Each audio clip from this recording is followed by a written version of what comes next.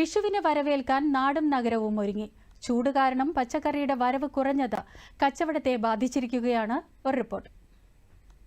എറണാകുളം വിഷുചന്തയിൽ ഇന്നലത്തെ വിപണി നിലവാരം അനുസരിച്ച് വില കയറി തുടങ്ങിയിട്ടില്ല. സ്വർണ്ണ നിറമുള്ള കണിവെള്ളരികൾ യഥേഷ്ടം വിപണിയിൽ ലഭ്യമാണ്. എറണാകുളത്ത് കണിവെള്ളരിക്ക് മൊത്ത വില കിലോയ്ക്ക് 30 രൂപയും ചില്ലറ വില 40 രൂപയുമാണ്. തമിഴ്നാട്ടിൽ നിന്നുള്ള പച്ചയും മഞ്ഞയും കലർന്ന വെള്ളരി 25 രൂപയ്ക്കും ലഭിക്കും. സദ്യവട്ടങ്ങളിലേക്ക് വേണ്ട പച്ചക്കറികളുടെ വില എറണാകുളം മാർക്കറ്റിൽ സാധാരണ നിലയിലാണ്. കച്ചവടം പൊതുവെ കുറവാണ്.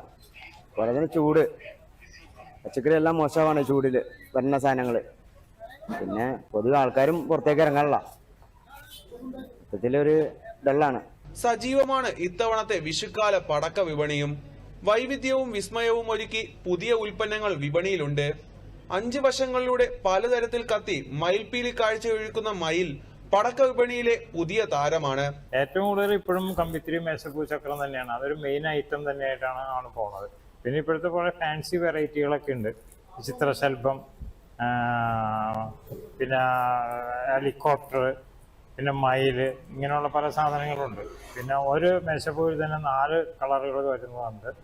പിന്നെ ഫുൾ റെഡ് കളർ വരുന്നതുണ്ട്. പിന്നെ ചക്രം കത്തിക്കുമ്പോൾ തന്നെ മേശപ്പൂ അതിൻ്റെ മുകളിൽ കൂടെ കടന്നു വരുന്നതുണ്ട്.